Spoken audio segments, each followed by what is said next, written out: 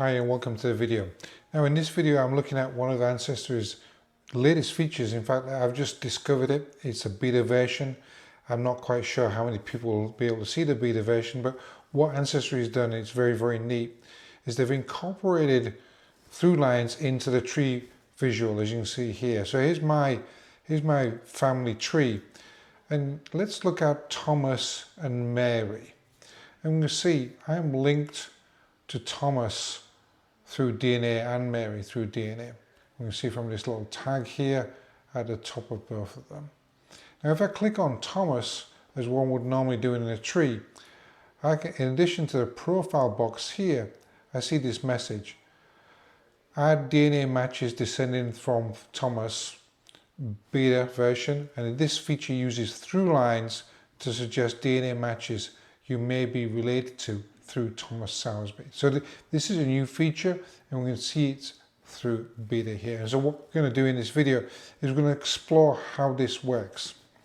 So first let's look at Thomas's ThruLine anyway. Let's go across and look at what his ThruLine would look like if we went through the DNA. And we can see this is a family tree, hierarchical, based on ThruLines. And we can see there's actually 3 ThruLines. My ThruLine related to Amelia here, Natasha's ThruLine related to Albert, and both those are through Mary Ann Sowersby, and then Paul, who's related to Rebecca. Now this is the very traditional ThruLines, as we can see, and we can normally click on and evaluate. So what we're going to do here is we're going to step back and look at how we can use the new feature through the tree. So let's go back to the tree, and when we click on our DNA matches, we get this pop-up box on the right hand side of the screen. Now what I've done is I've highlighted the family so we can see what's going on here. But if you remember, we have Natasha and Paul. Those were the 2 ThruLines I could see through my standard ThruLines, and they were linked through Mary Ann and Rebecca. John and Amelia have no ThruLines in this particular family tree. So on this box here, we can have in your tree, and I could look at the people in my tree and add to tree. So what we're going to do is we're going to go down Natasha's ThruLine to see how we're linked here. So we'll click on view connection, and we'll see here's the start of people between Thomas and Natasha. Thomas Sowersby, Mary Ann Sowersby, Albert Morley, all in my tree. So we can see Thomas Morley and Mary Ann Sowersby, Albert Morley and Sarah Franklin, but there is no Ivy Morley here. If Ivy Morley existed, she'd be the sister of John, and we'll show that later on. So this is what I would normally investigate, and this is what you can see in the ThruLine. So I've got my tree over here, and I've grayed out some of the boxes to make it easy to read, and I've got the ThruLine here. So I can click on the review person, and said first let's make sure this is Albert's daughter. It says Ivy Morley, and it would be the daughter of Albert and Sarah. And these are the trees within the ThruLines that the ThruLines are built on. And as we've all learned, is that people's trees are not always correct. More often than not, they're incorrect in places. So we're never going to copy anybody's tree, but we're interested to see what sources they've used to build a tree. Obviously the DNA connection is provable, but the trees often may not be correct. So let's look and review the sources that has been used to build this tree. We'll review the sources here. Now, as I said, this is what the tree would look like with Ivy Morley in it, and I've just added Ivy Morley to give you the visual. She'd be the daughter of Albert and Sarah and the sister of John. So we've looked at the review tree and add Ivy to your tree, and these are the records here, the 4 records that the people in the Hotham Jennison family tree have used to establish Ivy is here. So Ivy exists in their tree, but not in mine. Now what I wouldn't do here is add to tree. I would now leave ThruLines and start my own investigation. So we'd never use this box here, because we're never going to automatically add somebody to our tree through Ancestry, whether that's through a hint or whether that's through ThruLines.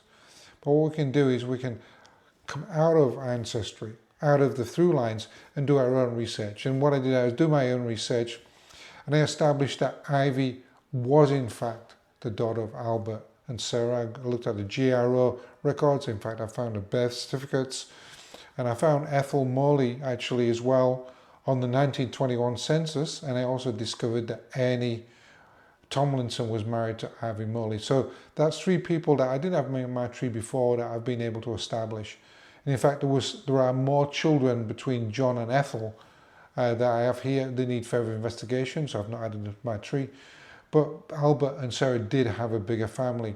And the sort of gap wasn't as strange as I thought because there are children in this gap here. So I've confirmed that and have manually added these 3 people to my family tree. So what I can do now is go back to my tree and click again on Thomas and click again on Add DNA. And what I should see now is Ivy now be a part of my ThruLines. I should see that Ivy now exists. So let's click on that and see what we have. So here's Ivy Morley in my tree, Annie her husband, and Ethel her sister. And if you remember, in the previous view of the ThruLine, Ivy Morley was green. In fact, now she is white, showing that she is in my tree. Right, so now we have added Ivy in manually, and we've used ThruLines. So now we go click back into the traditional ThruLines. We can see Ivy Morley is in fact there, right, as part of my family tree that I've established. So this is really, really useful product. I now can use ThruLines both in the traditional ways, we can see here through the DNA aspect of it, or I can go and use it within the tree aspect of it and click on trees wherever I see this tag here. I can start using ThruLines as an investigation. Now, as again, I can't emphasize enough that you would not add somebody directly to your tree through ThruLines or hints or anything like that. You do manual research. So I hope this brief video has been useful.